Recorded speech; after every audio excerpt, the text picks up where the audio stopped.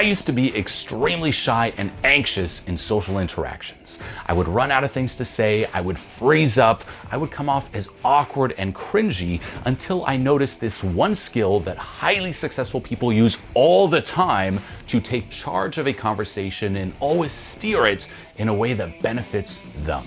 Once you see this, there is no going back. It's like seeing the code of the Matrix, and I'm going to be breaking it down for you in this video here.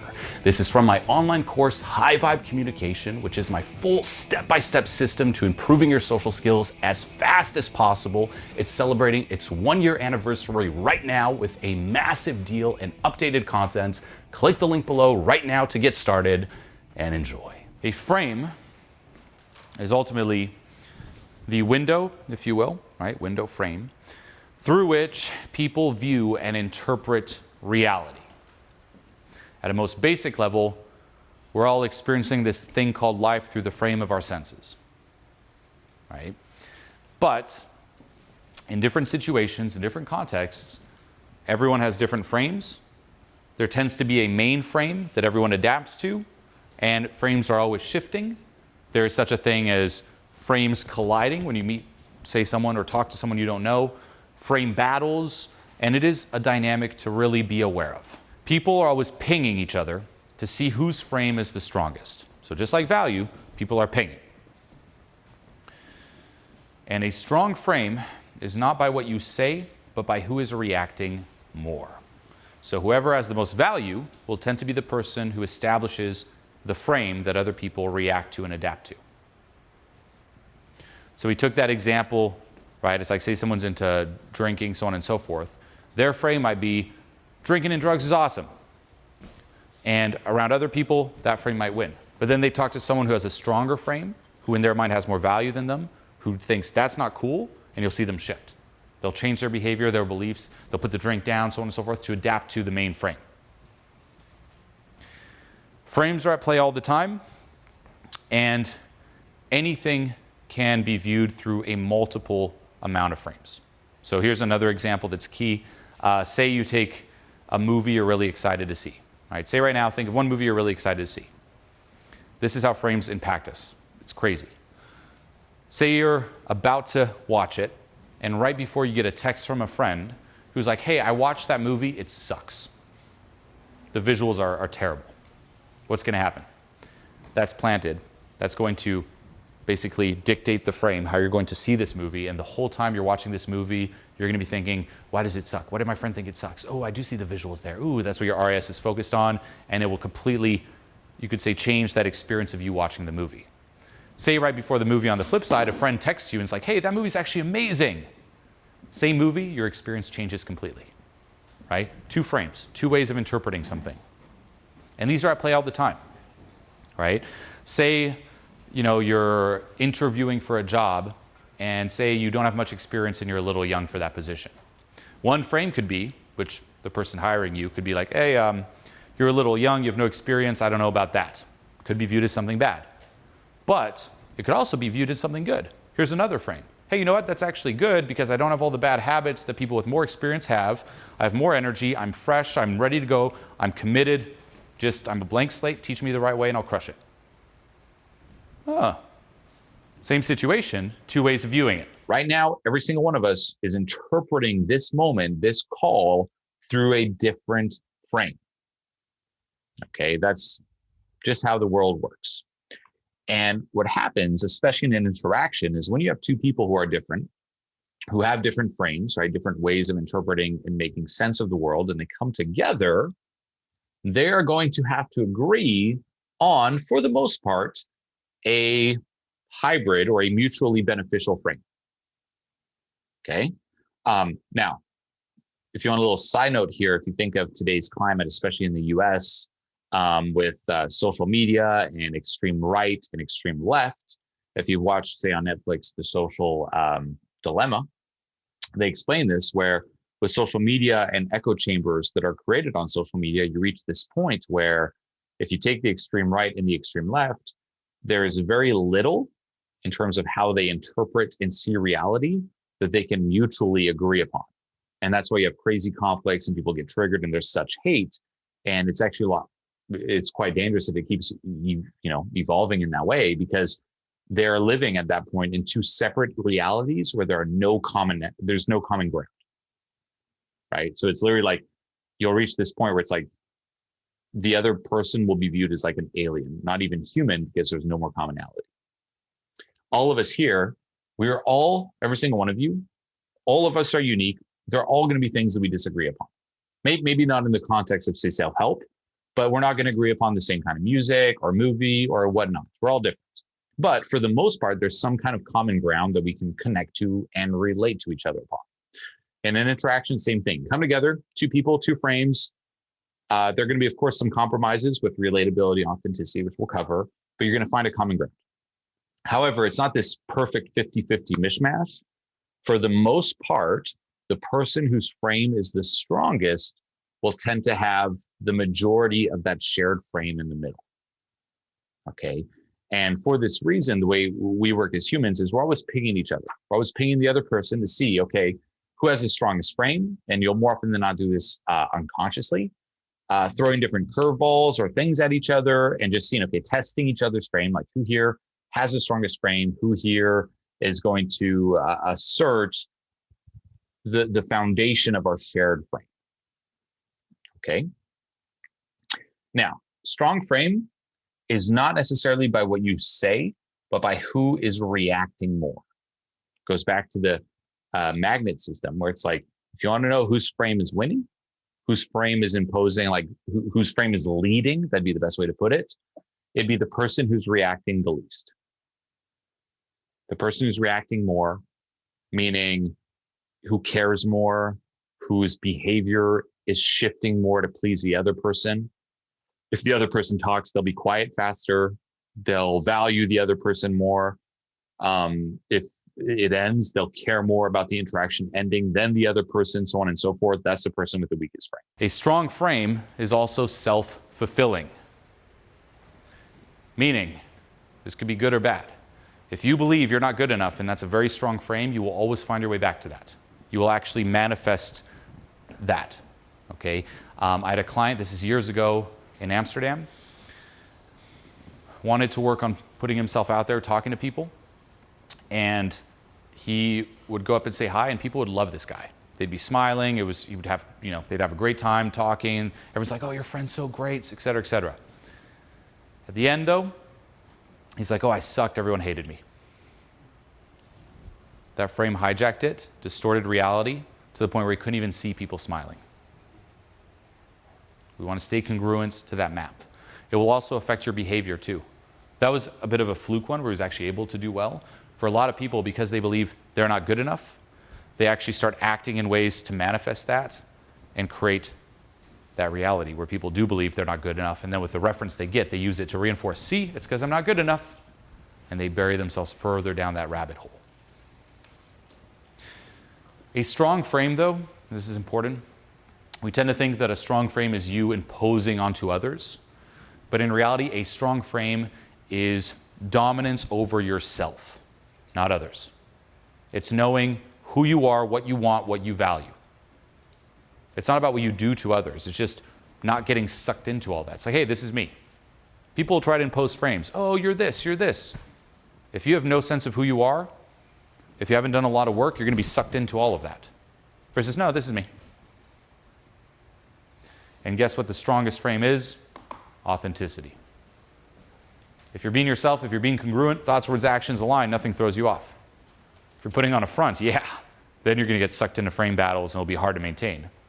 But if it's just who you are, it doesn't matter. I saw an interview with Jordan Peterson where the interviewer tried to reframe all his answers into something that he seemed bigoted or something in that kind of way, and is morally the person who is low. And if someone is trying to do something like this to you, how do you react? Do you just leave? Do you overpower them? Or how, if you do, how do you do that? Or don't emotionally buy into it and feed it. That's the key. So if someone throws something like that at you and people can sense emotionally that it threw you off, right? You're like, oh, and you're reacting, because that's the thing. It's like they'll throw frames to try to get you to react. They're poking. And if you do react, so say someone's like, Jordan Peterson, you said that da da da da da. And what if he's like, oh shit, no, I didn't. And he's trying to explain himself. He's already fucked because he reacted to the frame. But if emotionally you're grounded and it doesn't throw you off, and from that point, like that's the foundation, that's the win, then you could do like how he said, where it's like, look, that's not what I said. What I said is da da da. And then he goes in his interview, but you can sense like you don't see that emotional shift within him. He's not thrown off. So that's why in that interview, he's like, he just goes the logical route. That's not what I said. This is what I said. Blah, blah, blah, blah. Throws it off again. That's not what I said. This is what I said. Like that's his approach, which works. But again, it's because that foundation he's not shaken.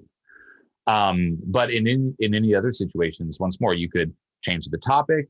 You could even technically, if you want, call out, as long as it's proactive, not reactive.